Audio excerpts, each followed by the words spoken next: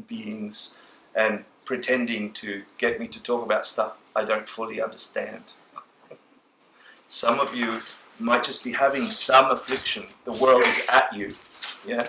New York is at you. Some of you are riding a nice moment, maybe some bliss today, some loveliness. It's going to go away. Sorry. So work on it while it's good. Yeah?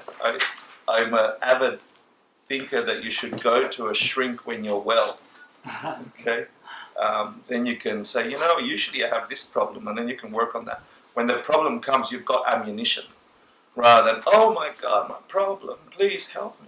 Yeah, then they can only do so much.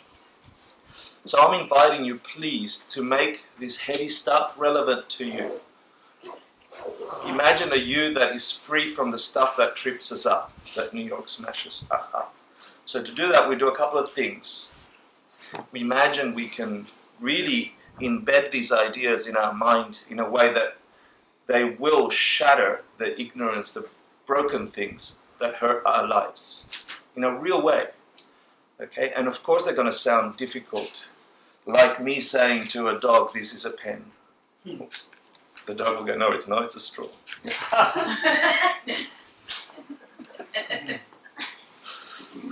You know what I mean, okay? So please, I beg you, I invite you. We don't have much time together. These classes will finish soon. This course will finish and these classes will finish. And this relationship is finished. Yeah? Soon. I don't want it to. It'll change. Things change. So, suck it up. Not suck it up. What is it? Suck the essence. Take the essence. Whatever that means. Blah, blah. Metaphor, feel good, etc. Savor it? Savor it. Thank you. Savor it. Not suck it up. Suck it up, I think, means take the pain, right? Yeah. Well, do that too. Suck it up. Freudian slip. Buddhian slip. So maybe take a couple of deep breaths, and with that breath, reach the yuckiest thing that stops you from joy, happiness, understanding, and spew it out on your exhale. Drive it deep into the earth in your mind, and watch the forces of the Lord of Death being satisfied with your crap and leaving everyone alone for a little bit because they just ate some yuck. Okay, let me do 3 of those.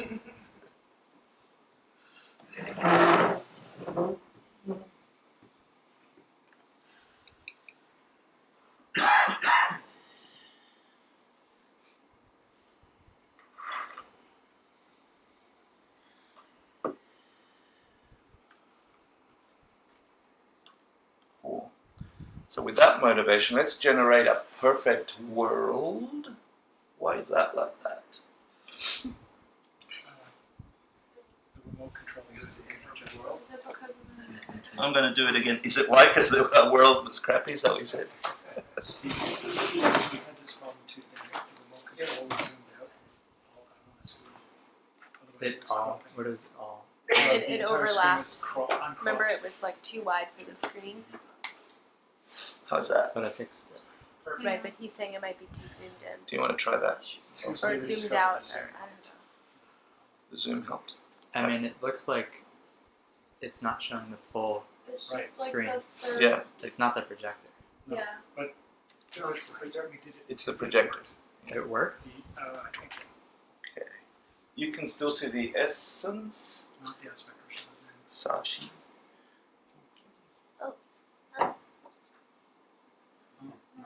Weird. Yeah. Instead of... The other way, in fact. Huh? I mean, that is... It's not zooming in or out, it's giving him ratio options. I could keystone it, but I don't think it's I that. don't think it's keystone. Meanwhile, I think it's display choice.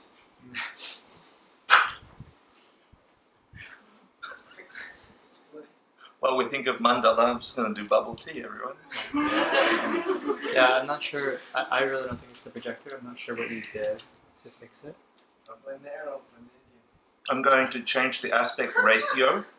No, I'm going to, the display instead of, I'm going to go mirroring. And then I'm going to not know where I am. Let's see if that made a difference. That did not. One more try and then Bob's your uncle. We're going to have to live with it, okay? Bob is mine. Is it really? Who was that? That said that. Victoria. It was Victoria.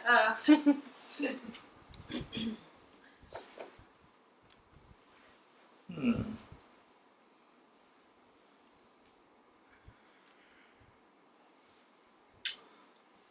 Unfortunately, we're going to have to live with it. We're good? If you don't know the first words, just go, no. Who's the boss of this? You want to do it? No, I said you. Okay, here we go.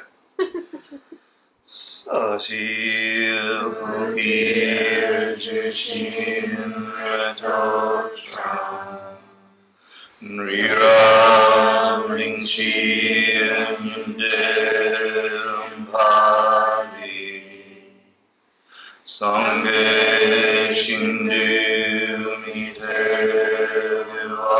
Mitervargi Dropen Namdar Shimla Jivarsho Hiram Guru Ratna Mandala Kamniyatayami Sanghe Jidang Zogi Jognam La Janchu Bardu Dakni Gapsuchi Dagi Jinyan Gipe Sonamki Drola Benchir Sanghe Drupasho Sanghe Shirang Zogi Jognam La Janchu Bardu Dakni Gapsuchi Dagi Jinyan Gipe Sonamki Drola Benchir Sanghe Drupasho Sanghe Jidang Zogi Jognam La Janchu Bardu Dakni Gapsuchi Dagi Jinyan Gipe Sonamki Drola Benchir Sanghe Drupasho.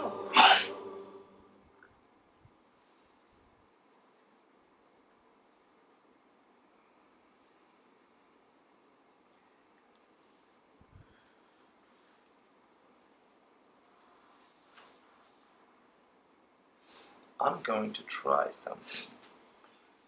While we meditate, I'm going to turn off Keynote and my computer, and I'm going to restart it.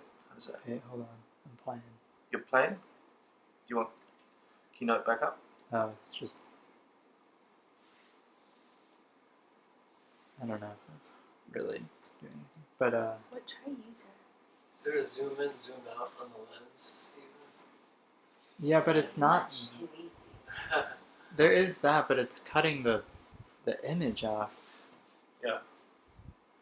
That's wild.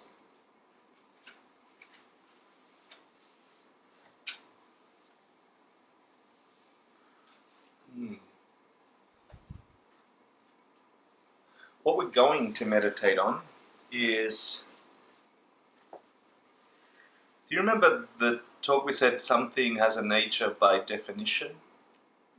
Who remembers what that means? If something has a nature by definition, what does that mean? It's a functional thing? Are you applying it to the right object? Yeah? By definition. It's something which has an essence. It has some power in it, right? Let's go that way.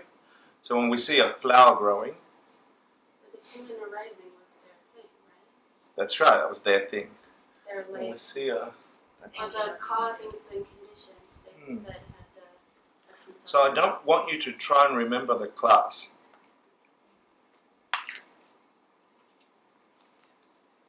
I want you to try and remember your experience of the world. Maybe it's this. Hallelujah. No, Is that good? no.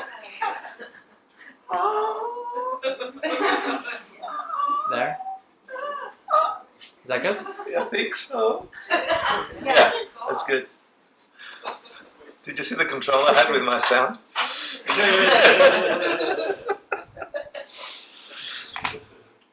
Dependent things grow by definition. If you were in the heady class, you sort of relate to something, okay? Don't worry about that. What I'm trying to get you to think about is, look at your world. You think things grow, right? You put a seed and the thing grows. Yes or no? Yes. How do you think that happens, really? With water and sun. Yeah, like you think with water and sun and stuff makes it grow, right? And you think that's all coming from you, don't you? No. No, you don't. I don't. We think it's out there, right? By definition, through some power of its own, out there, okay? So, I want you to think about your world. This is a very easy meditation because this is how you view the world anyway. Okay? Try and catch how things grow or stop. Is it grow? Yeah. Grow and stop by definition, like their own power. That there is a seed or a seed that pops into a seedling, that grows into a little plant, that grows into a massive tree, that then breaks down all on its own. Okay? Because that's how you see it. Okay? So just watch it, maybe put yourself somewhere inside, feeling the energy of the little thing growing. Yeah? From its own, try and find its power, separate from you. Okay? And that's it. You just have to experience it how your mind tells you the world exists. Stop. So that's dependent things. Yeah? We got that? So do maybe a little meditation on that. I'll stop you in 2 or 3 minutes. Not hard. And then, do you remember constructs? Do you remember the name for mental constructs? Kuntak. Yes, kuntak. Nice.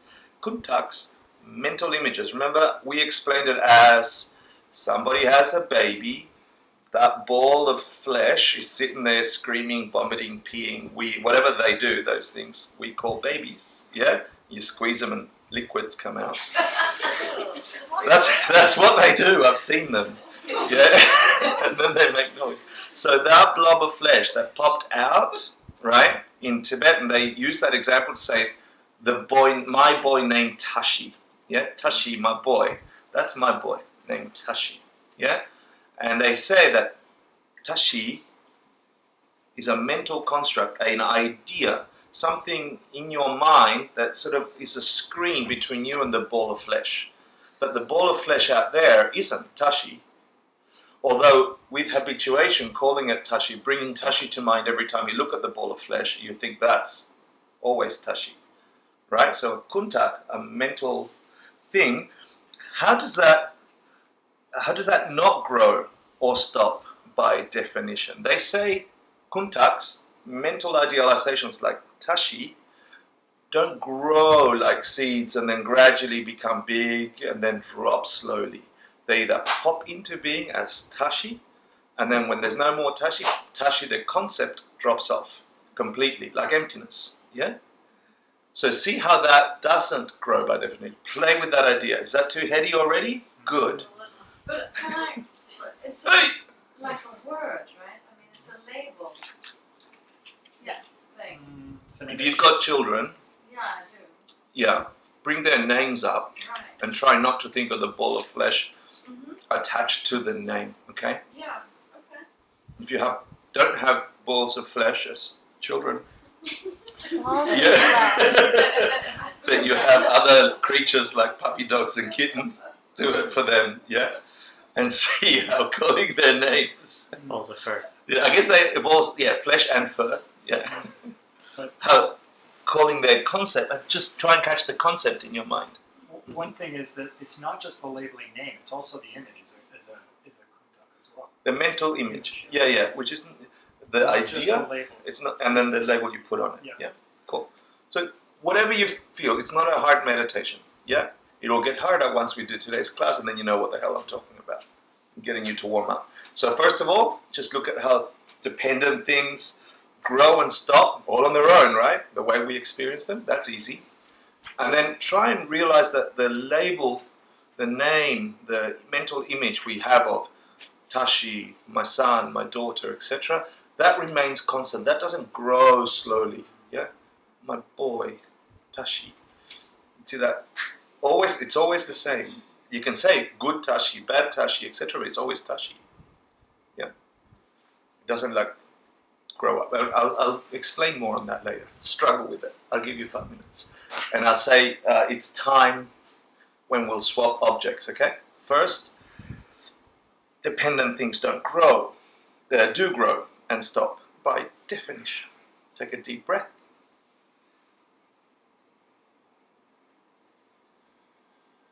And if your mind's going, why the hell am I doing this? Remember, we're going to laser point it towards wisdom, the idea that will free us from cycles of suffering.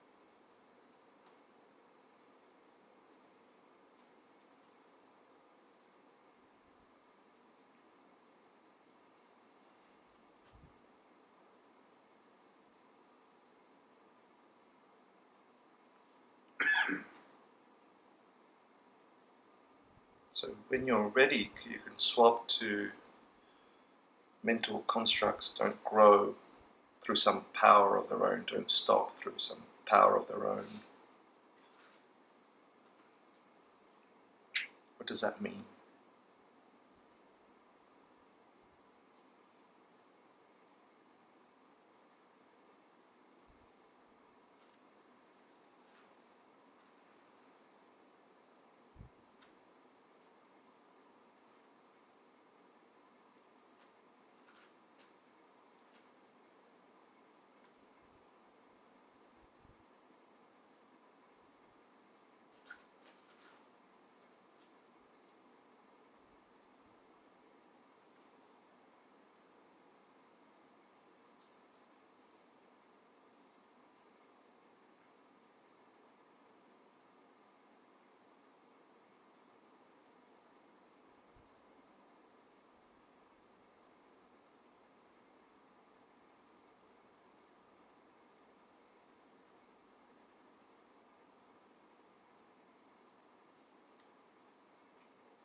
So slowly withdraw back into knowing you just made some efforts to dig into a part of your mind that might give you a headache, and that's a good thing.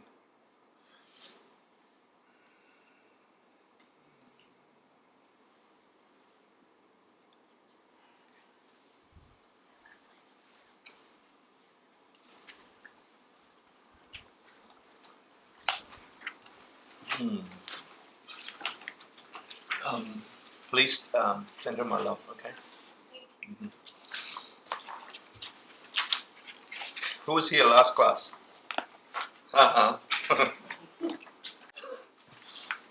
But you do need the cheat sheets. I know this is not exactly what you want to do. I texted Hector before class and I was like, can we please not do the homework? Sorry. Anyways, why do I have two tiles? This way? So the idea here for the next 15 minutes, which usually ends up being 25 minutes, you get together in a group of people that were here last class, and they get to struggle with you with these ideas, okay? Couple of reasons for it. You hearing yourself revisiting them, even if you have the cheat sheet, which you should have. If you have an iPad and you know where to get the cheat sheet, go there. Just discussing the ideas gives you another layer of understanding or potential understanding. So if you've been here before, last class, and you have a cheat sheet, put up your hand. Put up your hand. So you lead a group, please. You lead a group, please. Rachel, you lead a group, please. Do you want the answer key so you can cheat? I've got answer keys. And you have one per group. So sit together in. There's one group here, one group here, one group here, and who else was here and can cheat at the back? Use the answer key. I have the answer key for 2. Were you offering it? Yeah. 2 answer key. Here we go.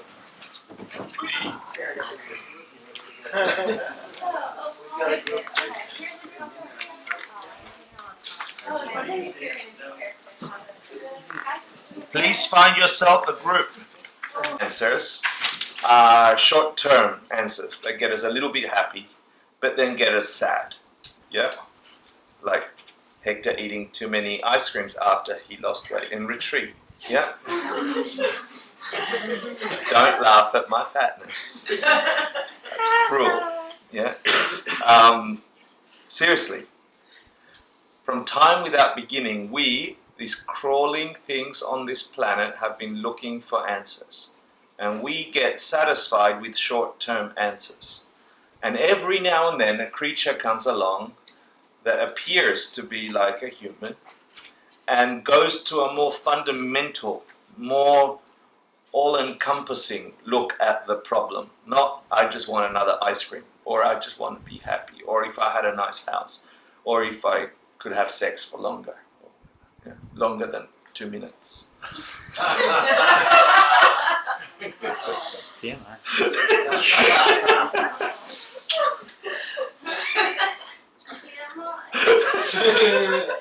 I was just thinking of Flight of the Conchords, the business time. Let's make love for 2 minutes. Yeah, anyway, I digress. You get the idea, right? Like, there have been creatures coming for millennia on this planet. They live and die. Some tiny creatures, some middle-sized creatures, some very big creatures, some very intelligent creatures, some not so intelligent creatures. Moving towards a happiness, moving away from an unhappiness. Yeah? Some of them develop skills, like tools and so on, to get more happiness and less unhappiness. Physical tools, external tools. Some of them develop societies and systems of if you stay within this system, you'll be getting more of those happiness and less of the other ones. Does that make sense? Yeah? You're part of that group. You're in that team. Yeah? You've landed here. If you've gotten up out of bed any time in the past lifetime of yours, you've gotten up for a reason.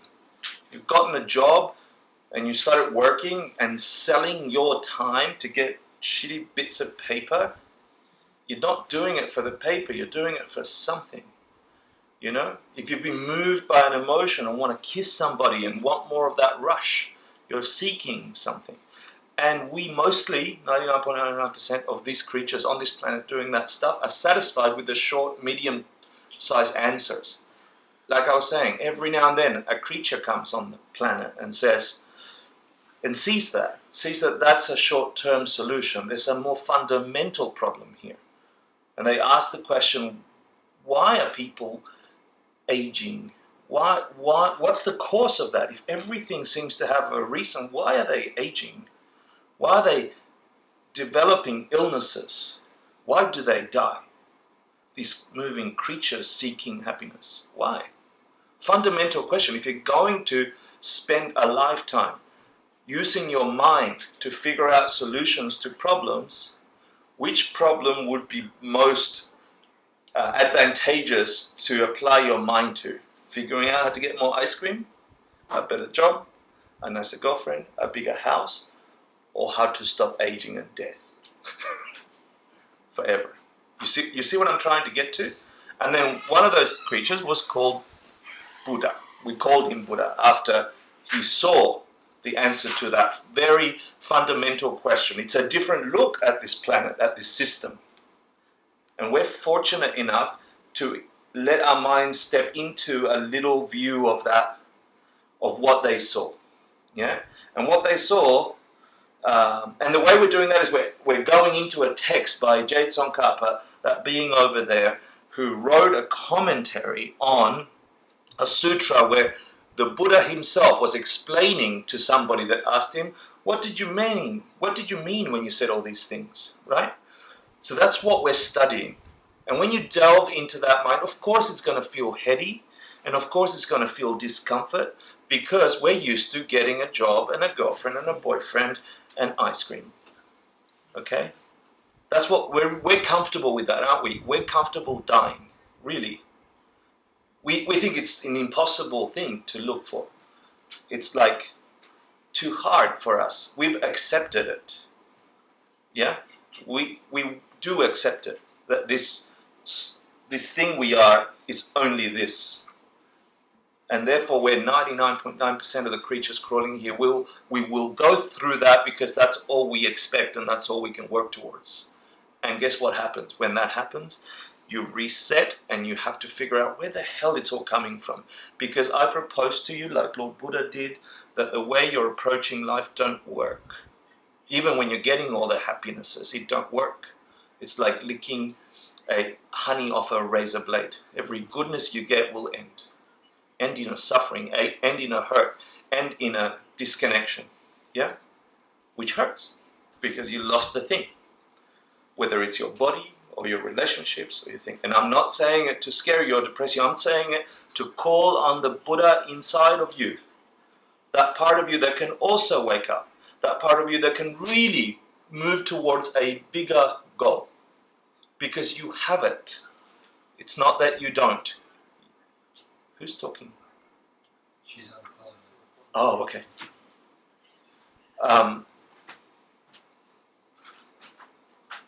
So when it gets heady, maybe think of that, okay? You've allowed yourself like getting the Buddha's sutras, the cup of tea, and your mind is the water, and you're just seeping it in there, and it's coloring your mind. Each dip gets darker and darker. Each dip gets more and more from that flavor, okay? So maybe think about it. It's not going to be strong the first time.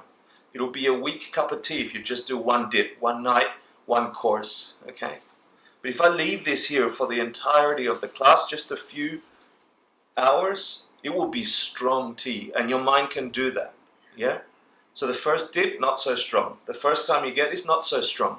We're getting an insight into a view of somebody who investigated the ultimate thing. We're too busy looking for the relative thing. Yeah? Who spent more than 2 hours today selling their time to somebody else or for the sake of someone else? Yeah? Yeah? If you had all choices, all bets are up, you only got today, what would you have done with your time for those hours? Would you have done that thing? You would have, because you would have. Shut up. Stop destroying my metaphors. Yeah. Okay, I feel like Monty Python now. Okay, except for the aqueducts, what have the Romans ever done for us? Okay, roads and sanitation and the aqueducts. Besides those, what have the Romans ever done for us? Okay, public safety. Besides public safety.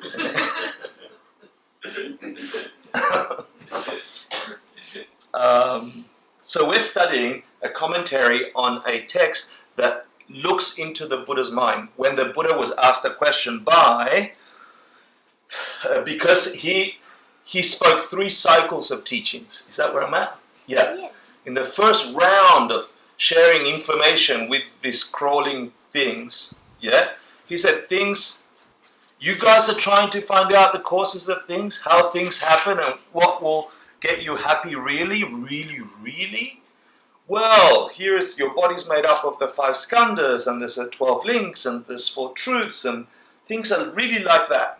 Things have that nature, they have that power in them. First turning of the wheel, yeah? Then he went to Vulture's Peak and he taught the Heart Sutra, and he freaked everyone out. And he's like, there's no eye, no ear, no nose, no tongue, no body, no cause, no starting, no stopping. He said a bunch of crazy things, right? That if you've been a student, I'm proposing this, yeah, not in the course, if you've been a student of him for that time, for a long time, you would have already built that understanding of what his mind was like. You would have had enough dips into the tea, yeah, to hear his words and understand what he meant when he spoke that truth. Yeah, the second turning of the wheel where he says, you know, we've been together for a long time, let me get you to the real thing here. Absolutely nothing has a nature of its own, and that is important because if you understand that, if you understand that nothing has substance from its own side, then you will come to understand that you involuntarily are projecting that reality onto absolutely everything based on what you've done before. You've colored your mind with certain attitudes, happiness, lust, joy, whatever, and that's all that's bouncing back at you because nothing has a nature out there. It's all dependent on what you filled your mind with, right? So he said that in Vulture Speak, and he said it in a really cool way. You know, no eye, no ear, no nose, no tongue, no body, and no forms or sounds or smells or tastes or touches or dharmas at all, no realm of eyes until you come to no mind consciousness realm, no ignorance and no extinction of ignorance, until you come to no old age and death and no cessation of old age and death. What the hell is he talking about? Right? So if you were listening, you're like, oh my God, he just blew my mind. I just woke up. I Buddha'd. I reached an ultimate part of me because of his words. But if you were doing your first dip of tea, maybe, I'm proposing, if that's the first time you heard it, maybe like the first time you come to ACI classes, right?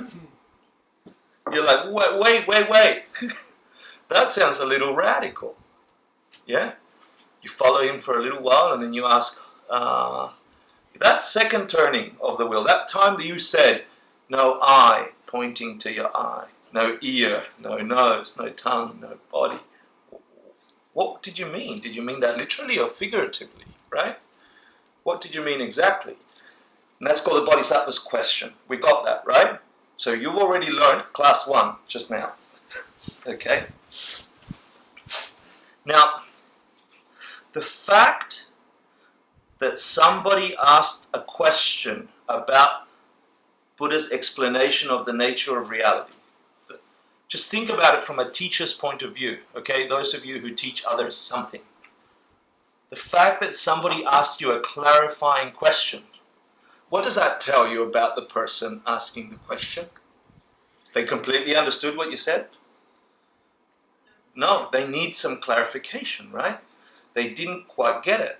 You then have to make a judgment. How do I answer that question based on what you're seeing out there?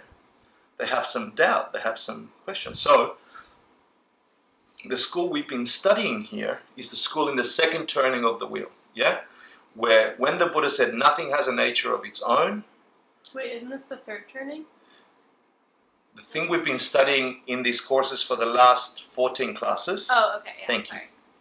Yeah, is the second turning of the wheel where he said nothing had a nature of its own. And we've been used to that explanation of reality, dependent origination, karma, mind, etc. Okay, that's what we've been studying here.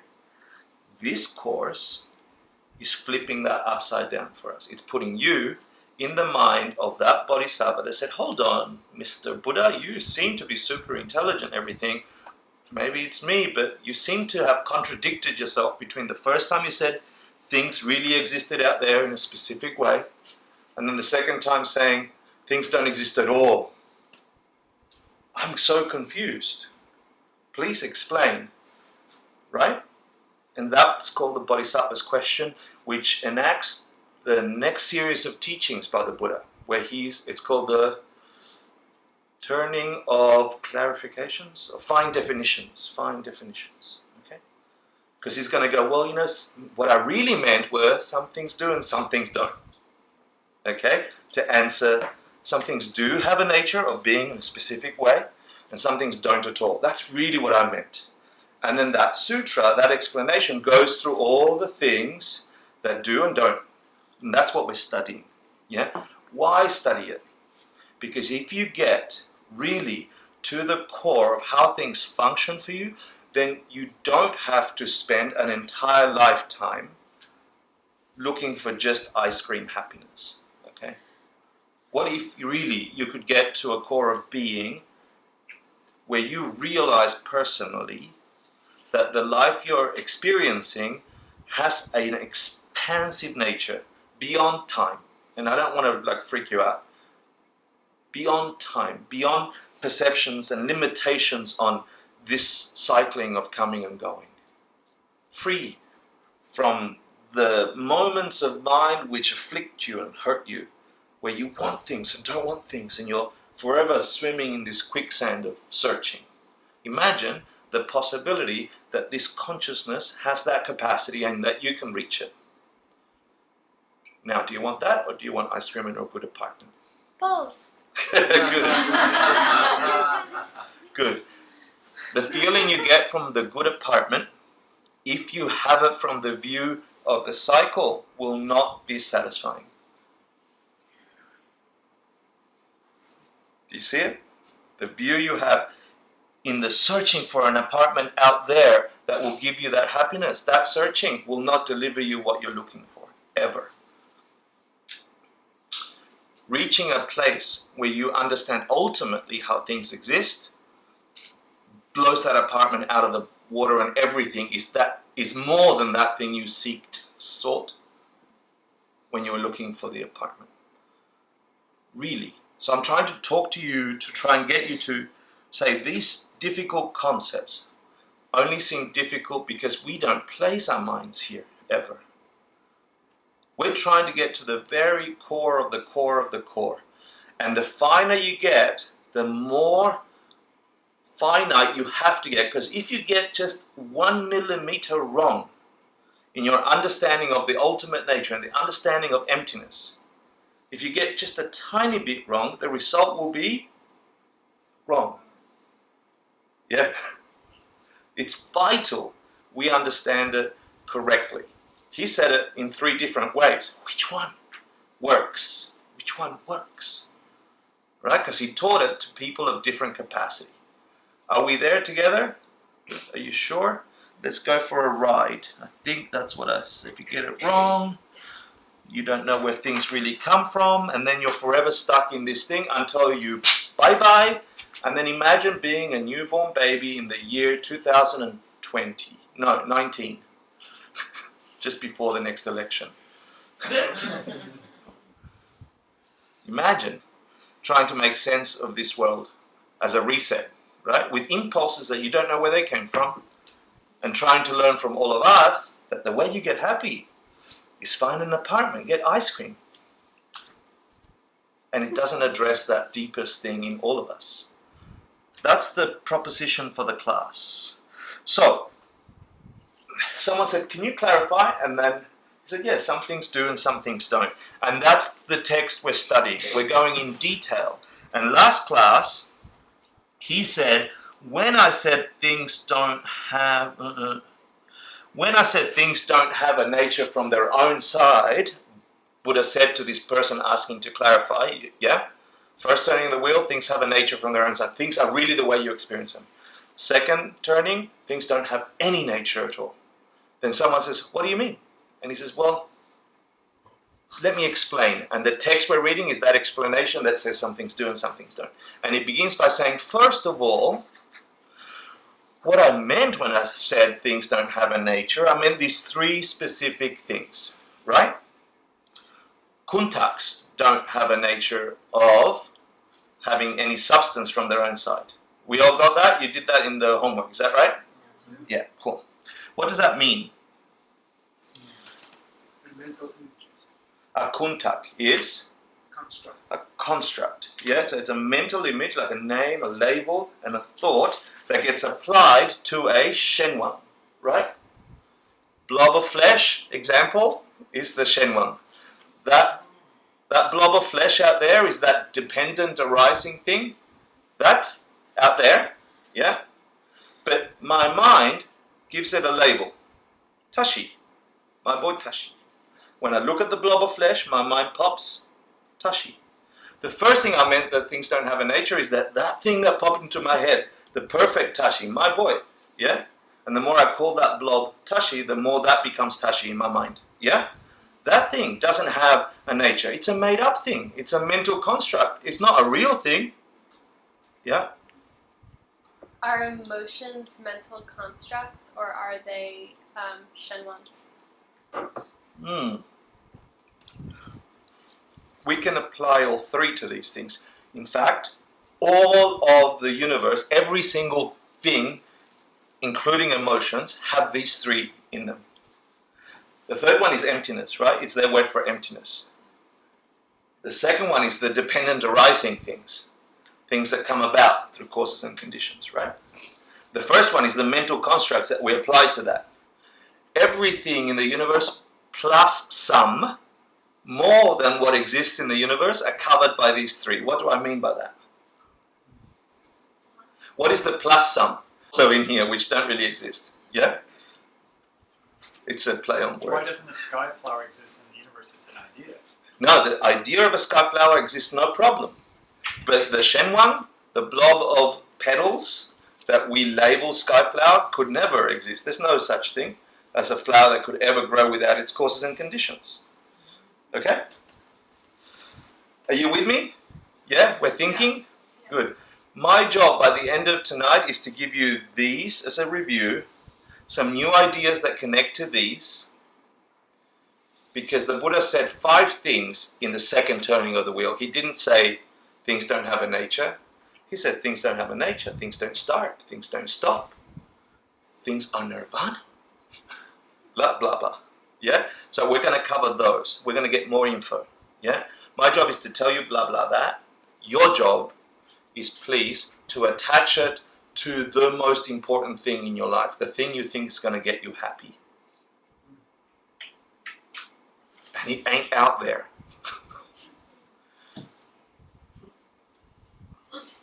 Just soak your mind in this and let it topple your ignorant views like dominoes. Okay? If this is a truth, it will destroy ignorance for you. Reality wins always over ignorance. Truth always. Gravity, even if you didn't believe in it, will work. How is that? Yeah? A truth like gravity, whether you believe in it or not, works on you. I don't want to believe in gravity. Certain parts of my body have begun to tell me otherwise. I can fly. You can, but not on United.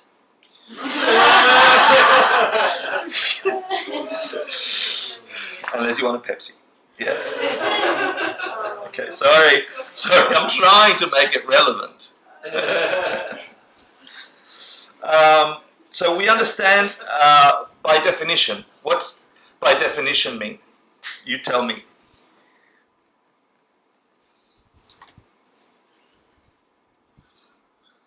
What's the question again? What does by definition mean?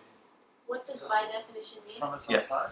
From its own side, sounds good. By its own nature, yeah. The quality that makes that thing that thing. That thing, okay, that's good. You have to definitive. Huh?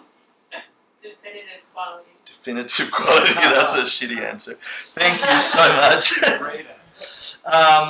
So, do kuntaks exist or do not exist by definition? You just did the homework. They do or they don't? They do. Yeah. What?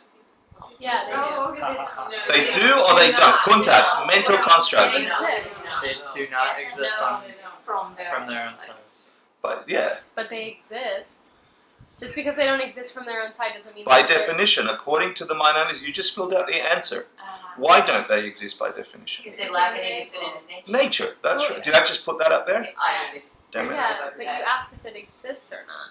No, It's different than no, existing. I said by definition, I said. Oh, Yeah, well, you should listen more. said that after. Yeah, before you, how old are you going to be soon? How, 30. Not 30. Oh my gosh. how old is Rachel? 29. I'm gonna be 27. Rachel's going to be 27, everybody. Sorry. When is your birthday? April 16th. 16th, next Sunday. This Sunday. This Sunday, and she's leaving. This is the Okay. year all the good ones died. Yes. If it wasn't for Rachel, more than half the stuff at the 3 Jewels would happen better. I mean, wouldn't happen.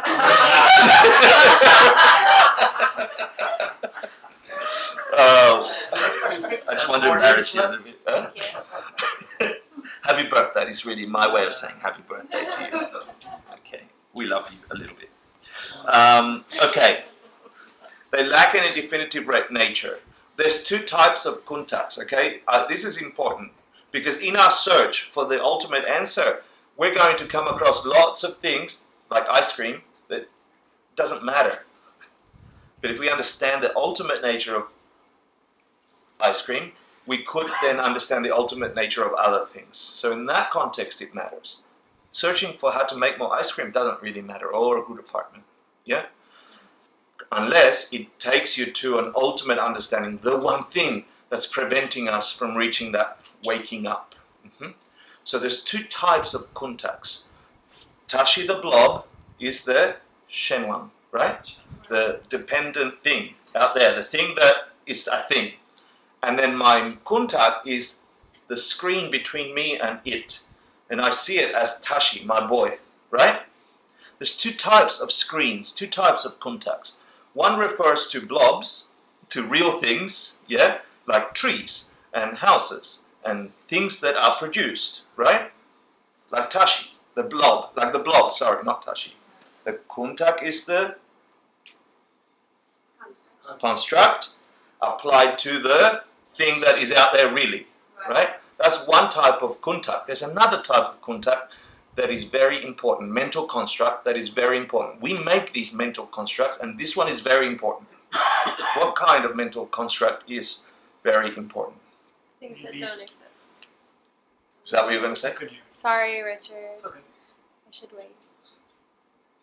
For things that don't exist? Yeah, like, Skyflower.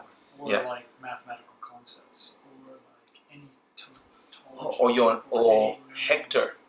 Yeah. Hector. This blob of flesh does not have a nature of being a Hector, does it? Because before you knew this thing was called Hector, before you had a mental concept of this thing called Hector, what is this thing? If I pick this thing up, The blob of flesh has a nature. it doesn't as But the Hector. nature isn't Hector. Right. Yeah, it doesn't as Hector, right? If I grab this blob of flesh and I put it in the ocean, will all the fish coming to nibble me up, including the big sharks, go, "Excuse me, Hector, I'm going to eat you up"? No. No? Right. So some things, some constructs relate to a thing, some do not relate to a thing, like Skyflower. What's another really, really important one that don't exist, but we have mental constructs for? This is, I'm mixing you up between mind only and Majimika. Emptiness? No. Things we haven't Death? experienced yet. No. Death, you have a mental construct for death, right? And death is a thing that happens. And according to the mind only school, the Shenwang, just the dependent thing of death, is it a real thing or not? Mental construct. It's a real thing, right? And you have a construct referring to a real thing, which is your death, when you turn into a skeleton. Yeah? Emptiness? No? Close? Oh, No? you did? Time? Okay, sorry. No? Really important. Something Wait, it that doesn't exist? Something doesn't have that you have a nature. contact for, a mental construct for, that relates to something that it does not exist. You want a hint? Huh? That's an important one. So. Give me another word attached to self. Oh. Mind. Huh? Your mind. No. Oh, goodness. The mere Let me time. give you a hint. Let me give you a hint. An impossible thing. Self-existence. Self-existence. A gotcha, right? Selfie. We have mental constructs for things that don't relate to reality. There's no blobs of things out there existing from their own side. We have these mental constructs for them. That's why this is important. You've got to get your mind down to finding the contacts in your world that you think really exist out there. Like we think the blob of flesh is a tashi. Yeah? But You really do. But in mind-only school, the blob of flesh does exist from its own side. But in mind-only school, sky flowers do not exist from their own side. And a self-existent thing does not exist from its own side. In Madhyamika school, but not. Both have a gotcha. Both have the thing that emptiness is empty of, self-existence. Now they mean different things for mind-only and for Madhyamika, so that'll hurt your brain in 2 classes. Yeah? They mean different things. What is the difference between a kuntak and a dunchi? And one's a mental image and one's a construct, but isn't that? Yeah, they're very, very Construct- similar. We'll get to it. Yeah? For now, just call it a kunta. Because it sounds like you're pointing towards the kuntaks, which are, we have a mental image of based on, we've seen the Yeah. blob, the shenhua. Yeah. And some that we haven't seen the shenhua, we still create. You the still have, construct. but it still relates to a reality. I'm not saying Okay. that you have to see the blob of flesh. You know that there is a blob of flesh called tashi out there that relates to a body and parts. So the shenhua is something that's valid, we've seen Nice, it, functional. but we still impute upon it this kuntak. So it's valid to receive the kuntak, but it is not. It's not. It is referring to a real existing thing out there in this school. Self-existent. It's not something. Real existent It thing. is self-existent. It is In self-existent mind-only. when viewed from the Madhyamika point of view, but from the mind-only school, it means something else. Okay? It has its own nature, but it doesn't mean self-existence. You have to struggle with it. I'll give you more later. We're only reviewing. Who hurts? Good. Imagine tea dipping. No more questions. No. Yeah, no more questions. I A really would special like to get through stuff. But No. you said something was really, really important, and then I didn't understand anything after that. All I'm saying is, do you understand the concept of a kuntak? Yeah. What's a kuntak? Construct. A mental construct, right? That we label onto things, yeah? Some things really exist, like bodies, Right. that our constructs call that body Yes. tashis. Other things that kuntaks have, that we have concepts for, do not exist, like a flower that could grow on its own in the middle of the sky without fertilizing or water, right? Just pops out as a flower. That doesn't exist, right? Okay. Does it? No, but we still have a mental construct for that, don't we? You have it right now, mental construct, right? Both are mental constructs, both are kuntaks. One relates to bullshit, one relates to a real blob of flesh. A fresh blob of flesh. No more questions. Then, the important thing about that is that there is other kuntaks for things that don't exist, like sky flowers, and one of them is fundamental to understanding the nature of why we crawl on this planet and create more suffering rather than get out of suffering, and that is the idea that things have a nature from their own side forced upon us. The yelling boss made me this way, the bastard. There's no mental construct that there is a boss out there producing my suffering. It's like a sky flower. But it's still a kuntak. It's still a kuntak. It's just the second part of it, the second type of kuntak. Are you with me? Yeah. That's super important, because if you understand it, first of all like this, yeah?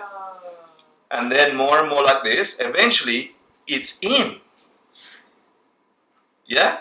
I'm putting that aside because we're going to get to that in a few classes. But is this not,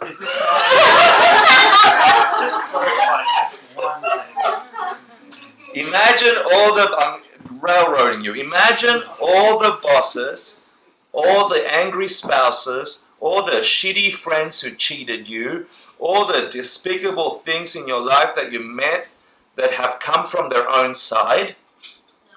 Imagine them. Now you believe they exist, otherwise you never got angry. You never would have gotten angry. If you've gotten angry at anyone or feel resentful towards anyone, you think that you think they have that power. I'm going to call that the shitty boss, the angry spouse, the whatever. Yeah? Yes. Imagine all of those self-existent bosses and spouses. Yeah? And remove them all, disappear them all. There's none of that. But there's still a spouse, and there's still a friend, and there's still a boss. That thing you feel, that's a true boss. Yeah? Now we're going to investigate what that means for both schools. Okay? Sorry. Blah, blah, blah. And then last class, Lord Buddha gave us 3 metaphors, so we didn't have a headache about it, right? He said, look, what I meant by kuntaks, I meant like a skyflower. We just covered that. That's one of the 2 kind of kuntaks, right? One is a skyflower, the one relates to a real thing, the tashi. For a lack of a nature of growing, Lord Buddha says, I meant that things don't have a nature of growing without causes and conditions, and here's the big problem with this school. I'll cover it as we go, which implies they do have a nature of growing through forced by their causes and conditions, right? Otherwise, you would say that if they had no nature at all, you would say if this didn't have a nature at all, and this didn't have a nature at all, you must see the same thing. No? So that presents a problem, because in this school they're saying, well, the causes and conditions that made this and the causes and conditions that made this are informing you to see them as different, right? So that nature, that power is in these things, by implication, okay? Which we'll get to in more classes. But that's already a hint that there's a problem here, okay? Especially if you've been studying stuff before. We agree kuntaks don't have a nature by definition, right? What about shenwangs? Dependent things. Do they have a nature? Yes. How? Which school? A good question. Always ask, which school? Awesome, Richard, you spoke. Which school? Mind-only school. Do they have a nature? Yes. Yes. Careful. If they have Yes. conditions Ah, cool. Which nature do they not have? without causes. Of being without causes and conditions. You got it. Yeah, we got it. You're mind-only schoolers now. Excellent. What about emptiness? Does it have a nature? Yeah. Yes. What kind of nature does it have? Nice. Totality. Totality. Another good. That's enough for the class. Okay. You got these 3 important cornerstones of mind only. And so to clarify further, the Buddha said, let me give you 3 examples. One is, kuntaks are like sky flowers, right? They don't exist, but you have a mental picture for. But they're not a real thing. They don't have a nature. The nature of dependent things have a nature of growing, but not without their causes and conditions. So they are like an illusion. Yeah? They look like they are coming about without causes and conditions, but they do have causes and conditions. That's all. Yeah. And lastly, emptiness is like namka, like Empty space. empty space, which is the absence of obstruction. Not empty space as in outer space. The absence of obstruction is what lets my hand move here. If there was an obstruction there, my hand couldn't move in that location, right? That coordinate is there even when my hand is occupying it. It's still got an absence of obstruction. So that is a lack of something, a negation, a negative thing. Yeah? That's the emptiness. Yeah? So he said it's like empty space. Now, just as an aside, just for you that are actually listening, yeah?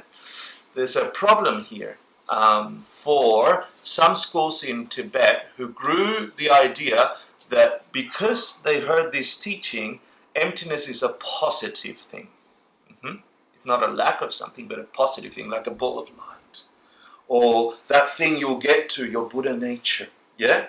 Which is a positive thing that you just got to remove all the crap. There were some schools of thinking that thought that and took this teaching literally, and then Jetson Karpa smashes them in the text to saying there's a contradiction here if you believe emptiness is a positive thing and you took this teaching literally, because look, in this teaching the Buddha said emptiness is a lack of something. Okay, so for those of you that have a brain, just imagine, and if you don't, that if you didn't understand it, you just got something dipped into your mind that will grow later, okay? We're good? Any questions? Not Richard? Good. We haven't started yet. Okay. Good, like Richard and Rachel. Yeah. Any other R's in the room? What's ignorance in mind-only school?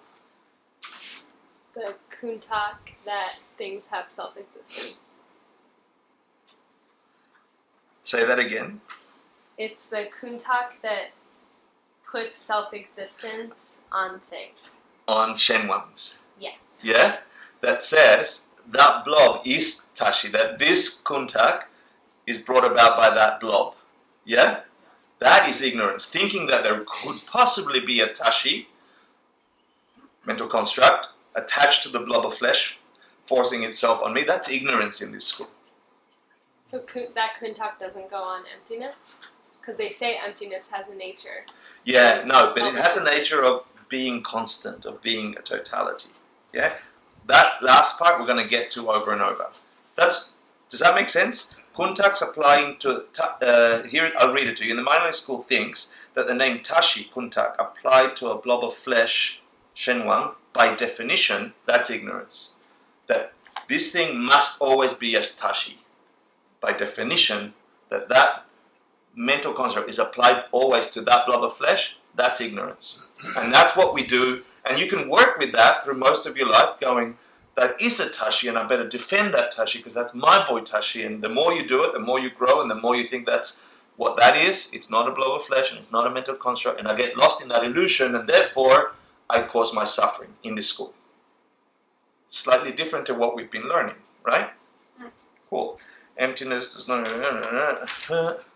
I told you the importance of understanding emptiness correctly, right? If you understand it just 3 degrees to the left, miss the target. Yeah? What's the target? Enlightenment. Give me that in layman's term. The permanent cessation of all mental affliction. The permanent cessation of all mental affliction. Give me that in layman's terms. I'm going to go say that. Oh, sorry. But that's You never feel bad ever again. It's Or the even rule mediocre. of the 3 poisons because you'll never have self-existence, so there can be no 3 poisons. You don't have self-existence now. Why aren't you I mean, enlightened? you wouldn't see things as self-existence, Ah. so you wouldn't experience the attachment, aversion, or anything else. You just never feel bad. You only feel good. Good. But And that- more than that. Or no, you wouldn't even Because feel that good would either. still be form. You'd be neutral. Wrong. You'd No, be you feel good. equanimity. No, you have bliss. You'd have yes, bliss Good. through equanimity. Equanimity isn't bliss. Like, you know the 8 worldly, you feel good, no, you're The happy when worldly you feel thoughts? good, and you're Yeah. happy, and you're unhappy when you feel bad. That kind of feel good you won't have, because you will see that as equanimity. But also, it doesn't quite no, define it's it. beyond that. You have spontaneous bliss. It's not feeling good dependent on a self-existent thing. R. Okay, stopping. I'll get you later. Alright, stop it. You can debate off ground. Just waiting for Emmett to come in there. If you, like I said before, if you cancel out all of the screaming bosses that come from their own side, you're left with, the screaming boss. do you? Not from his own side. I mean, he's still screaming. Is that what you're talking about? No, imagine all the screaming bosses or all the angry spouses and all the things that you think come from their own side, yeah? You attribute that behavior to them being shitty in some way, okay? That had nothing to do with you or its causes and conditions in the school, whatever that means. Cancel that out. Cancel a yelling, screaming being that did not come from you. Cancel them out. So imagine all of them, We're in mind normally. blank them out. Now the opportunity is available. Are we in mind normally? You can look within yourself to figure all that out. You'll get to the reality of what it is that you're experiencing, right? You might be experiencing something, but you wouldn't label it that yelling boss that caused me to do that thing. Or remove all the yelling beings that could ever harm you from their own side. Well, I was just asking, are you removing the kunta? That's a good question. Yes, you are. Which one? Yes. And my answer is yes. The idea that we have that the things that are hurting us exist out there, yeah, is incorrect, right? And in this school, it's also incorrect that there could ever be something existing out there without causes and conditions, yeah? That's how I understand it, is that in this school, Mm-hmm.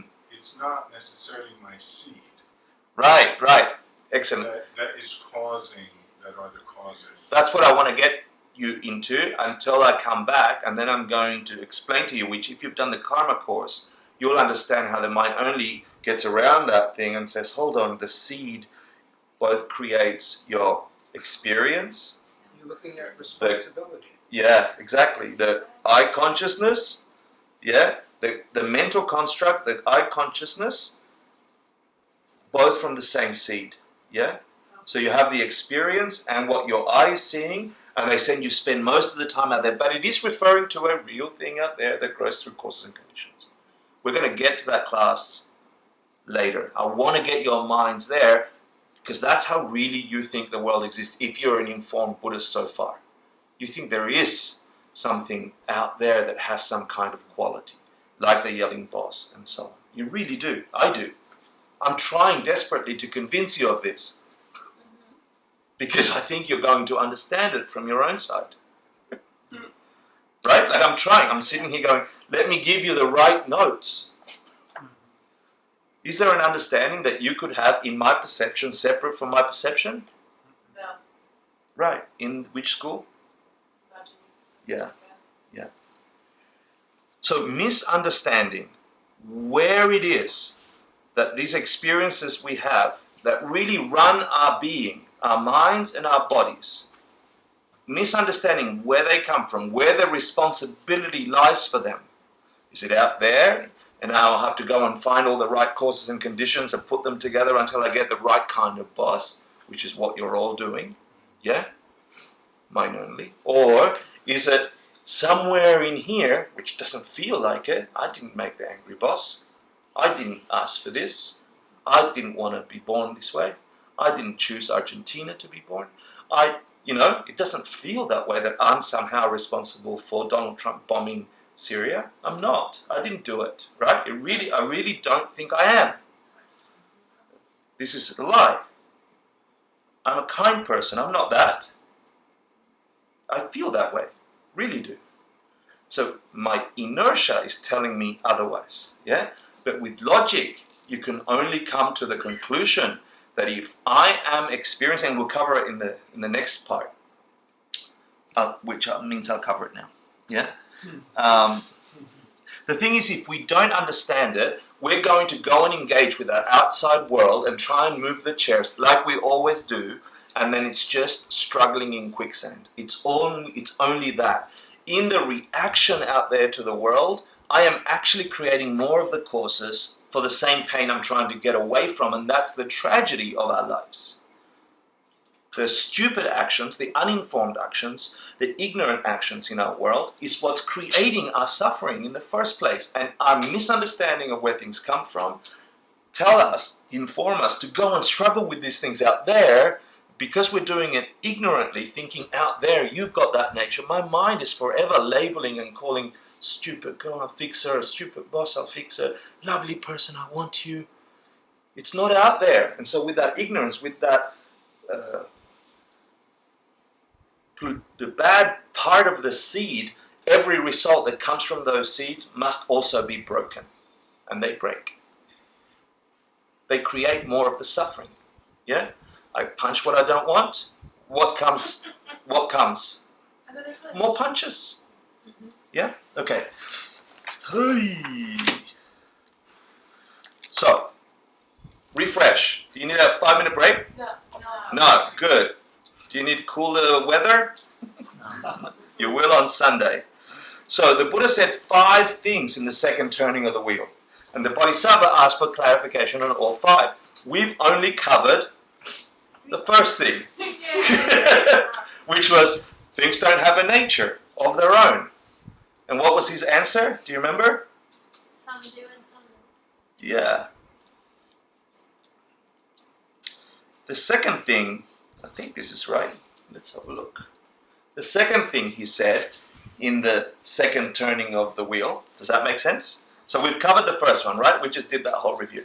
The second thing he said was that nothing has a nature of starting or growing. Nothing grows, nothing starts. Yeah? That's the second thing. Now what the hell, that's Makiepa. What the hell does he mean by that? Then he said, nothing, the third thing he said is, nothing has a nature of ending, nothing stops. That's Magapa. And then everything is peace, he said. It's from the beginning, everything is like nirvana from the beginning. Fourth crazy thing he said. And the fifth crazy thing he said is everything is gata, gone to bliss. Everything's gone beyond grief. Yeah? Crazy person. What do you mean everything, nothing starts? What are you talking about? Nothing stops. What are you talking about? Without a cause and condition. Ah, you're already mind only. What does it mean that everything is peace from the beginning? Everything's nirvana from the beginning? And what do you mean everything's gone beyond from the beginning? Well, we're going to find out. Ready? The first one you have the answer for, is that right? Yes. You quickly give me the answer. 3 things that don't have a nature of their own. First, Constructs. second, Dependent things. Shenwangs. Which part of the Shenwang?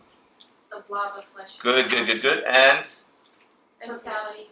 yeah, nice. You guys got it. You understand. You have 1/2 of mind only school in your mind. Yeah. Do you have? Let me double test you. Do you have metaphors for each? Skyflower. Skyflower, illusion. Illusion. Empty space. Nice. Check you out. I drilled it into your head. You've done this. Yeah. The problem with doing this is every now and then you finish the cup. Yeah. I will choose new metaphors in the near future. Okay, I'm going to go through these, and when we review these 5, right, the rest of the 5, which we have 4 to go through, right, we'll cover them. They'll sound easy, but then they'll give you a shortcut, a short circuit in your brain. Why are we studying this? So that we can understand emptiness, so that we can perceive it directly, so that we don't have to suffer. So before you turn 30, you can be an enlightened being. That was my It's goal actually an intervention. 4 years Yeah? ago. So let's talk about Magyepa. What up? So, Really? Very good goal. Yeah.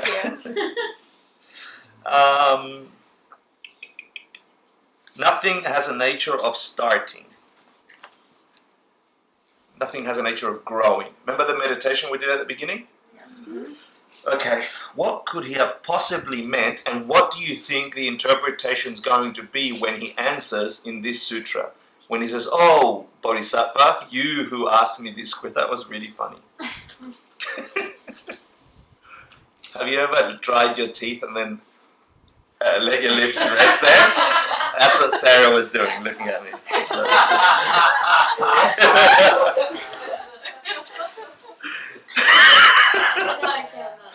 Hi, how are you? new bio. Yeah. New biopic. Okay. Nothing has a nature of growing or starting. Now I've got 3 of you doing that with your teeth. Stop it. If you were on Vulture's Peak and you heard him, and you've been studying with him for a long time, what's he mean? Nothing has a nature of its own. Nothing has a nature of growing or starting. You don't get a flower without a seed. What kind of seed? One that causes a flower. Ah, okay. Which school are you answering from? But Okay. at Vulture's Peak, I thought he meant that karma doesn't have a nature of its own. Oh, right. So Oh, if you've been yeah. studying with him for a long time, and he says nothing has a nature of growing, right? And you look at your reality. Let's look at the reality. Let's call in the sun. Okay. It doesn't start. It doesn't grow. It doesn't move from horizon to horizon. Right? That's what he said. Does it? From its own side. So But that, you're Majimika. That's what you said. But he's now explaining it in the sutra for mind only. Now we're playing with both schools, okay? For these next three. Just to let your mind go places. You need to have a kuntak of growing that you then project on In which way, the block. how would the mind only interpret that statement? You guys tell me. Which statement? The statement that nothing has a nature of growing or starting. Without causes. Without causes and condition, right? Yeah. So the Buddha's giving an answer in this sutra, and that's what you'd expect, right? Because I told you ahead of time. Now let's see what he actually said. By the way, it's good to ask the Buddha, what the hell do you mean the sun doesn't come up? You stupid? Like, are you tricking me? What are you doing? The sun comes up, it's growing, it goes like that, and then ends like that, right? It starts. Yes or no? Yes. If your mind only... it's a continuous motion that's been going on forever. Yeah, but they didn't know that, like we know it now. No, But but I'm I'm saying, saying like each seed is coming out of a different cause that comes out of a different that's seed. not mind only. If you're mind only mind and you're saying, are you crazy, Buddha? Of course things start. I planted the seed and a tree comes up. I look at the morning, 6 a.m., and the sun comes up. And at 7 p.m., it goes down. Don't tell me things don't grow. Isn't it also that, well, if you have a seed, right? There's, say, there's an egg, right? A chicken. that A comes seed from has the an egg. egg. Well, no, I'm just saying, a seed Yeah. is an egg. There's a chicken that comes from the egg. Yeah. But where does the egg come from? Like you have to The have chicken. An egg. Right, but I'm just saying. It did come from the chicken, though, Right, didn't it? but you have Yeah. to have the first one. You know what I mean? Like, No, you so don't. there's no. It could have a You just say- reptilian, a Meaning pre-reptilian. that's not the answer to that question. Wait, what? No, but isn't They that just always kind say of in a beginning way was like time. Buddhists always say that there is? I want a real answer, Buddha. I've got maybe 70 years or 60 years to live, and you're telling me things don't start. And now I want you to explain it. And in this sutra, please explain, right? From the mind-only school, in which ways is it going to explain it? Because get this, right? 7 billion people can't be wrong. You can't tell me that it's a hallucination, that it doesn't start. It starts. I saw the sun come up. Isn't that a construct? The nature of growing and starting is the contact. Does the sun grow or move across the sky, yes or no, Buddha? You can't tell me it doesn't. 7 billion people can't be hallucinating all at Those once. two things don't necessarily discredit one or the other. Okay, remove the sun. That orb of fire, is that moving across the sky, yes or no? Yes. No, the sky's moving across the sun. Relative to what? Yeah, the sky's moving across the sun. Thank you, Buddha. So it is moving. Something is moving.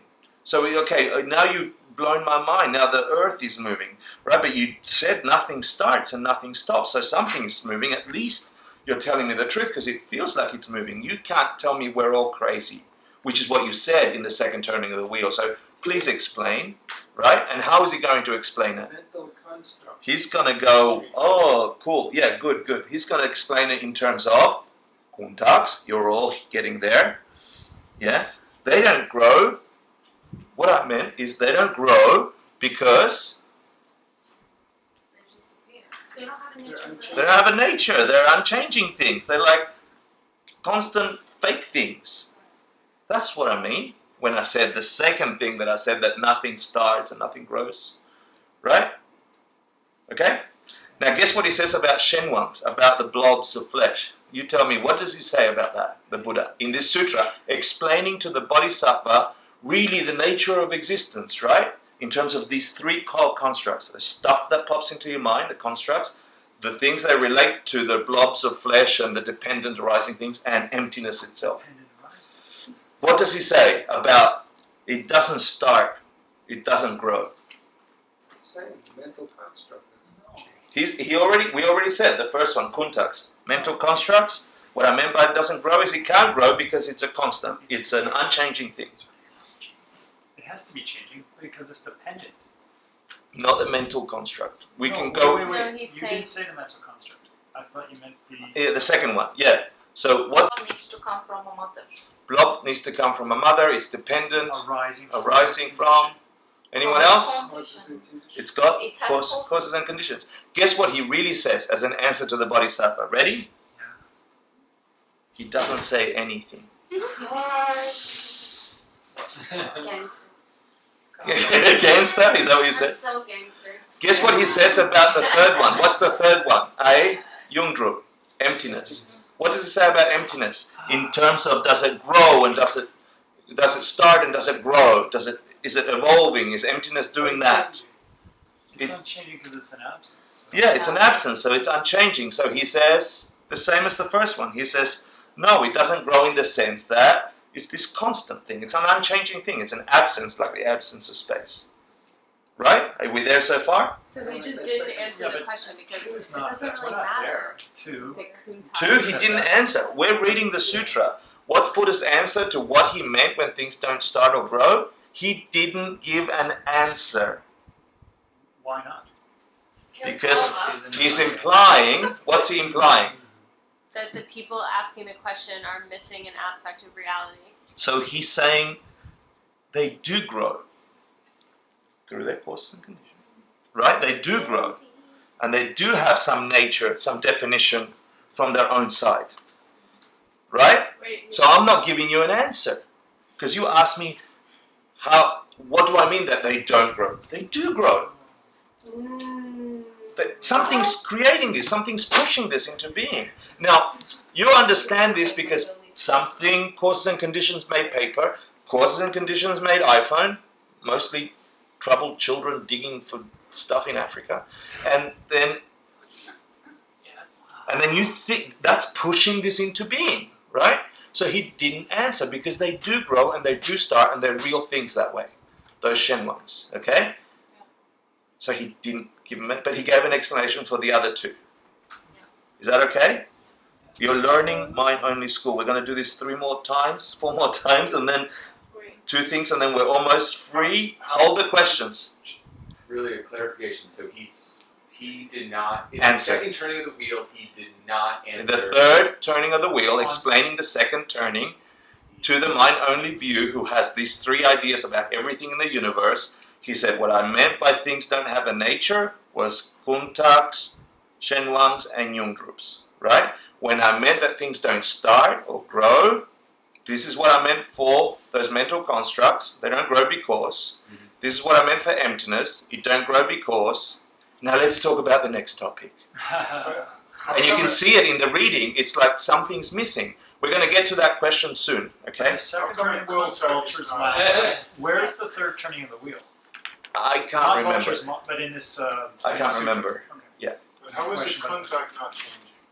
Because it doesn't grow. It's a mental idea. It's a false thing. It's not a My thing. mind is shifting and moving all the time. Your mind is shifting, but I don't want to go there. It takes a long time, okay? But we've covered it before that facts are not changing, okay? That we did this in previous So it's like a courses. fact, the contact is a fact. Well, it's a mental image. It doesn't like slowly come into being. It's not any less touchy. Yeah, even if I chop a limb off, it's not less touchy than it was. The idea touchy doesn't get less or more. Doesn't matter what I do to the blob of flesh. It's always touchy. When touchy gets killed or dead, maybe once my mind forgets Tashi, that never comes up again. But as soon as Tashi comes up, it's exactly the same as it always was. In terms of absences, sorry, I'm going to do this now because you asked. In terms of absences, the simple way to understand the sky flower, or another example that we use for sky flower, is the lack of a two-headed purple elephant in this room. Yeah? We know there isn't a two-headed purple elephant in this room. That's an impossible thing to start with, right? But we can have a mental image of it, right? It doesn't change. There's no, in an hour's time, there's not 30% less lack of a purple elephant in this room than there is right now. You see what I mean? It's just a complete constant. And I'm going to leave it at that because you have to really think about it. And once you get to that, this will help you with contacts. Woo! Does that make sense? Good. So we got what the mind-only school got as an answer. Contacts are not changing because of what I just explained. Emptiness is not changing because of the same fact it's a lack of something like the purple elephant. It's not changing. But no answer for dependent things, right? So if you think things are out there changing, you're already going, great, I have to change my boss. Okay? Problem.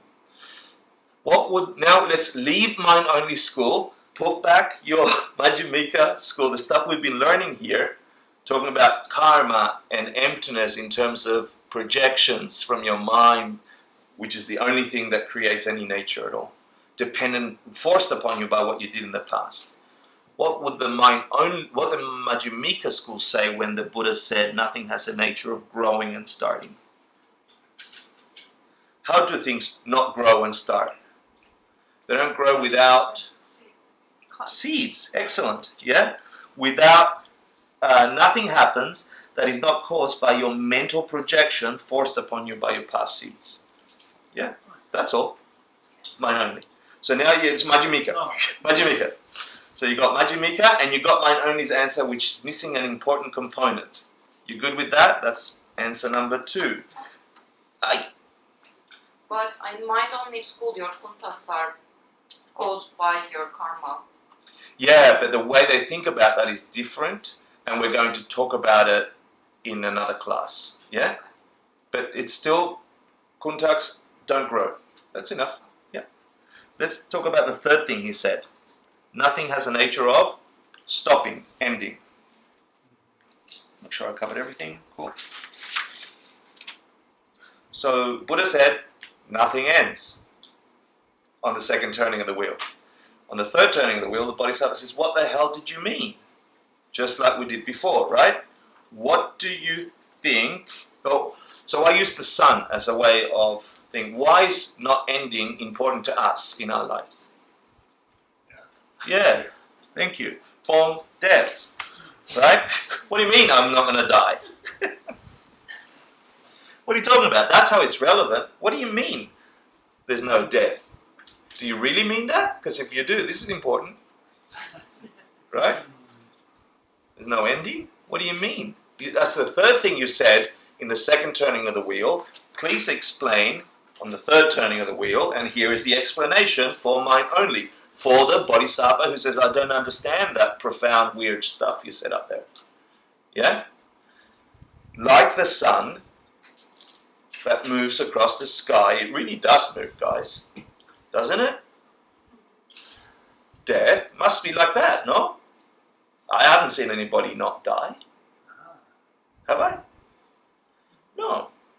We haven't died. Yeah! Good. So you haven't died yet. I'm going to swap it now. What would the Madhyamika middle way school say the Buddha meant when he said things don't stop? Same thing as they can't stop without your mind projecting, yeah, stopping. If that's really the way it is, then you don't have to die.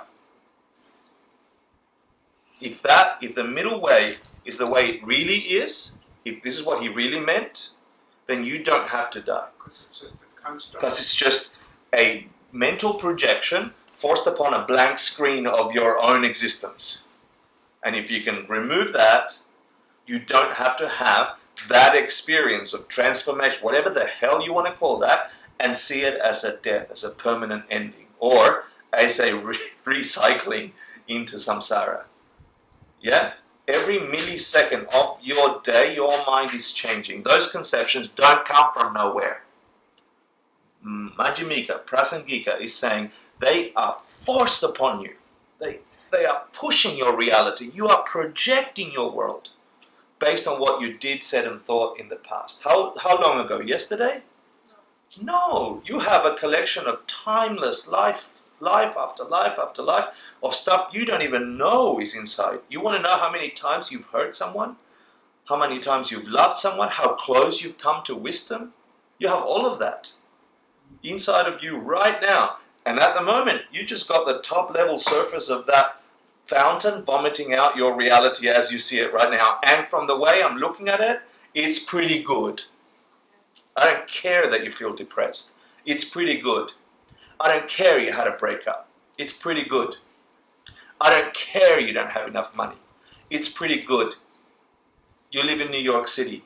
You're sitting in a class trying to identify whether or not it's possible for you to become a Buddha. Really. You're actually buying this stuff. Suckers. That's incredible. I don't care if your house is a mess, if your mum don't talk to you, if you're depressed. I don't care. Because you've got limitless numbers more of those shitty seeds inside of you, and they're going to come up. And if not this lifetime, the next one, and the next one, and the next one. But this seed, this mental construct that you're developing, the idea, right, that it is possible for you as a being to be completely, utterly free from suffering. And you are buying it as a reality. You are just planting the seeds for that to be a truth. Because things don't have a nature if you're middle way. Now, how did the mind only take that? Things don't stop. There's no death. Right? In Majjhimika, there's no death, really. That's the answer, guys and girls. There's no death other than the death forced upon you by stuff you've done before. You break the things that cause that habit of dying and perceiving that experience as dying. You go in and manipulate in here, not out there, injections to live longer, hair implants. That's not the end of death. That's more suffering. Botox. Sorry.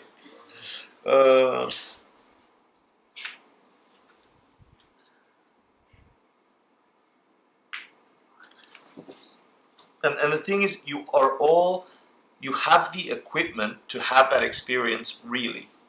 And you have to study, and it's going to be difficult, and you know it is, and it's going to be heady, but you're this close. And you're in this room, and you're thinking about it. And you have the equipment. What do you need? Mind. Do you all have a mind? What else do you need? Hector. You need your own version of wherever this thing comes from. But according to Majjhimika, middle way, does this come from Hector? Does this come from the Dalai Lama? Does this come from Lord Buddha? Is he sitting over here or over here? Are these words creating the feeling you're having?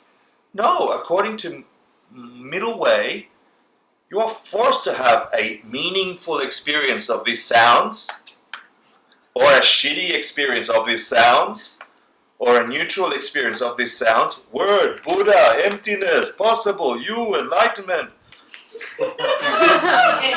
Some of you are getting it, and some of you are like, weirdo. I can't change that for you. That comes from you. It was inside you from a long time ago, and it's coming out like a fountain. And you don't have much control of it. And when you do, it's a tiny window just to turn the faucet a little bit more open, a little bit more close. And as you're doing that, that's actually causing what's coming up next, later next. And so just struggling with the reality, struggling with an understanding, is actually planting the courses for you to get it. This is Majjhimika Prasangika. Let's see mind only. What do you think the Buddha meant in mind only, he must have meant it about three things, right? He must have meant that things don't stop. What he have meant? Mental construct. Mental constructs don't stop. What does he mean? They don't stop because You're a fixed construct. they're a fixed construct. They're not. They come in and out of being. That's all. Yeah. They don't stop as in a gradual progression because they're not real things. What about Shenwang? No. He didn't answer. He's leaving that whole corner for play later, which is the corner we want to go digging. It's the corner that matters to us. 99.9% of stuff is that stuff, dependent arising stuff, course stuff, things that come from other courses. That's 99.999% of our existence. Your body is like that. Your work is like that. Your life is like that. Your everything is like that. There's just a few things that are not like that. Emptiness, facts, like it's a tiny corner of the everything that isn't Shenwang's. But he didn't answer. Poor Bodhisattva. So I'm imagining, okay, this is not anyone not to uncover it. I'm imagining Buddha going, here's a bunch of students, you're saying that you've been teaching for years, and then someone comes and asks you a very fundamental question that you say, this guy's going to freak out. What do you do to keep them in? So you say, well, I meant this by that and not that. Okay? Keep listening, hang out. If you get that, then you're going to get an understanding, you're going to work with that, and with the seeds that are planted with you trying, you must get to a higher understanding at some point, right? You don't grab a 5-year-old kid. When do kids start learning? Reading, sorry. Reading. 4. So you don't get a 4-year-old and give him Shakespeare's sonnets. You don't. What do you have to give him first? ABC. ABC, yeah? Unless you're in Tibet, yeah. So here we go. Little children, right? Beautiful minds, full of potential. We go, okay, ready? Incy wincy spider went up the water spout. And then Tibetan kids are memorizing text from Jetson Kaba. Just memorize it, that's all. Just say the words, repeat the words, right? Anyway. So then what did he say about emptiness? Not changing. Not changing, same thing as before. Things don't start, don't grow. Things don't stop, don't grow. Same thing about kuntaks, same thing about emptiness. Silence about the stuff we're interested in. But why didn't the Bodhisattva keep demanding? Oh, it's coming. Okay. Yeah, it's coming. Yeah.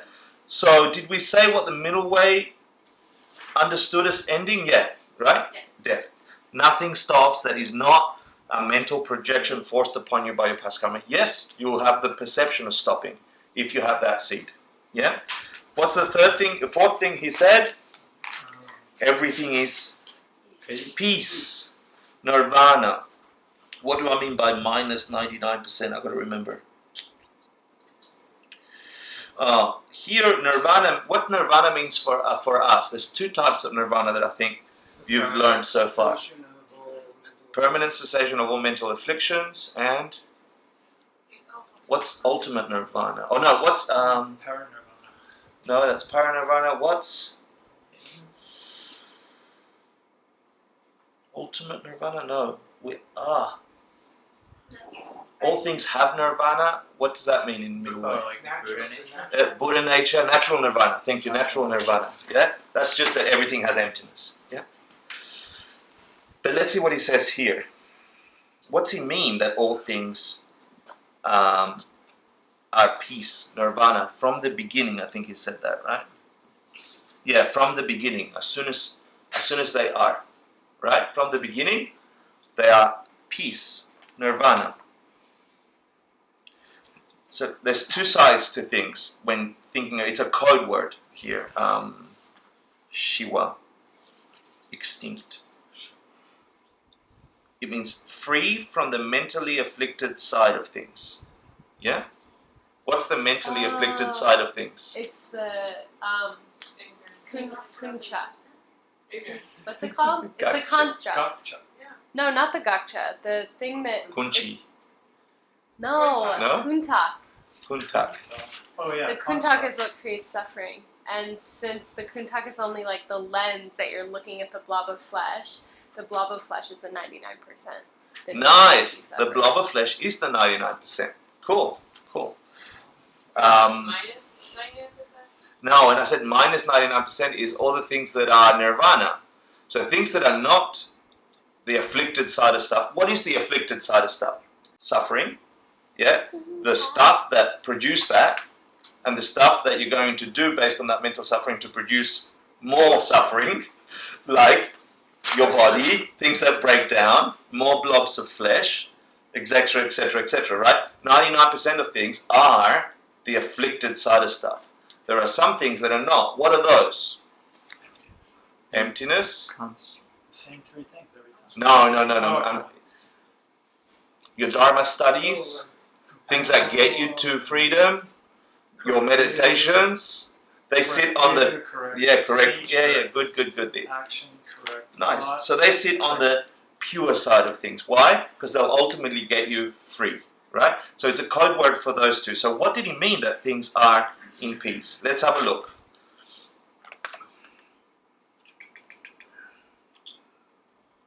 Why are kuntaks peace? Because they don't change. Simple, right? What do you think he answered for the second one?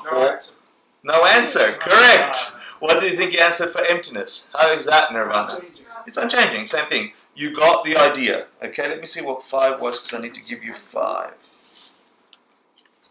Beyond grief. Is this just emptiness? No? Now, why wouldn't he answer that for this question? He didn't have a lawyer. Because it also says constructs are peace. What did he mean that things are not, that are nirvana, they are not the afflicted side of things, and why did he leave it out?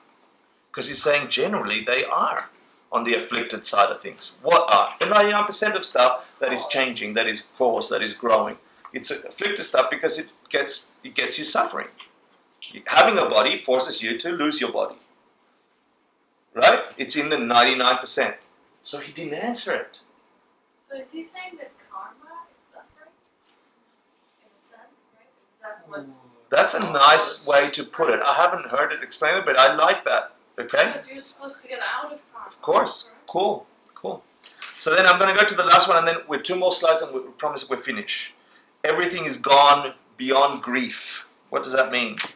It's exactly the same thing as nirvana, okay? That it's outside. And what do you think his answers are? Exactly the same. Okay. So, Why did he do it twice? because he did the first one twice. Nothing stops, nothing starts. It's the same thing. If it doesn't stop, it doesn't start. If it's not nirvana, it's the afflicted side of things. Yeah. So he's just rubbing it in. How's that? He's like, do you get it? No. If I put it this way, do you get it? Okay. We'll review those next class. I want to talk about Master Asanga. Who? Asana. Asana. Asanga. Thank you. Mr. Asana. Rachel loves this story. What? So Tsongkhapa, Master Asanga was like the spokesperson for Mind Only, or even though he was Majjhimika. Like Master Vasubandhu was the spokesperson for the Abhidharma, right? He didn't really believe it. He sort of say, they say, and he wrote the Abhidharma Kosha, right? Master Asana was the same for the Mind Only school. So Tsongkhapa, in his commentary, he doesn't really mention any names or anything like that, but then he goes down and quotes Master Asanga saying, well, what the Buddha really meant about these 4 things, they don't start, they don't stop, they don't end, they have peace from the beginning and they're gone to bliss, is, what do you think? Oh, without causes and condition, that's all he means. Yeah? That's what he really means when he left it blank, I'm interpreting. Yeah? Which is what we all assume, right? And that's a nice, convenient little thing to believe. But the fact is, he didn't answer it, okay? And later on in conversation, we can add all the stuff we want, but and here is the game of this course. It's about literal or figurative, right? And so are we going to take him literal for this turning of the wheel, or are we going to take him literally? And the answer is, it depends which school you're in, which school of thought you are, okay? So if you're mind only, you're taking this literally. If you're Madhyamika, you're saying, yeah, you can interpret all you want, but he really meant the seed stuff. Yeah? And both are valid, both work, both get you somewhere. Okay? That's a great question. Do mind only? Do mind only people muster a Sangha and Arya or not? Ooh. Okay, last question on your homework. Emptiness doesn't grow. You'll find this really weird thing in the sutra. If you do the reading, it's really worth having a look. It's not too long. Emptiness doesn't grow and emptiness doesn't stop because it continues in the time of changelessness and up to the time of unshaken unshakability. And all it means is, let's go, the emptiness of the phone is the fact that there is no phone from the Madhyamika point of view from its own side, without my mind projecting, right? So, as soon as I have a phone, I have an emptiness of a phone. Is that right? Which is the fact that there could never be a phone without my projections, right? And that thing does not change from changelessness from the very beginning of the phone. It's exactly the same, constant, all the way to the point of until the phone goes out of existence, which is unshaken unshakability, right? To that point where it ends, goes out of existence, the emptiness relating to it is exactly the same. Just like the elephant in the room, there's no 10% less elephant, crazy elephant, purple elephant. 1 millisecond before, in the future or 1 millisecond in the past, it's always constant. The fact that there ain't no purple elephant in this room will never be bigger or smaller. There's never a time when there is less purple elephant or more purple elephant lack. It's always exactly the same. The lack of self-existence of this phone is always exactly the same. Even when this gets crushed and the millisecond this stops being a phone, the emptiness of the phone goes out of existence into unchanging unchangeability, right? Now, is there, Madhyamika? But does the image of the phone, which is the phone's gone, but the image still exists, so the emptiness of the image still exists. That's a different emptiness. The contacts are unchanging. And with that, you've reached the beginning of the class, which was your meditation. Congratulations, you made it 10 minutes before. Yeah? But does the emptiness of the phone stop when it goes out? There is no emptiness of the phone if there is no phone. So there's no stopping or starting either because emptiness is not a positive thing. Emptiness is a lack of something that is an impossible thing, could never be in the same in the first place. So how can it stop? It doesn't There's stop. nothing to start or stop. That's Yeah. the answer. You cook that. Okay? Ladies and gentlemen, you've done amazing. I can't believe we actually got through this class and you didn't throw things at me. Who thinks they got something tonight? Please, don't let that become normal, okay?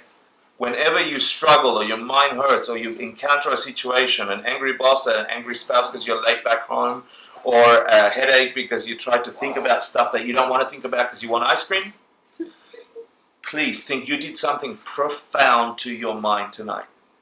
Yeah? You've entered a corner of understanding that rarely gets touched on the planet. Why us? I've got no idea, but I'm glad it is, okay? So let's dedicate it and really wish this depth of understanding lands on other beings who need it more than us, and that produces more of it for you in a clearer way. How's that? Saji Pugi Jishin Retop Rira Lingshin Yinde Yampadi Sangye Shindu Mite Wargi Drohu Namda Shinla Jiparsho Idam Guru Ratna Mandala Kanyatayami Gawadi Sunam Yeshe Dzog Dzog Shin. Sunam Yeshe Lejun Wei. Damba Guni Joba Sho.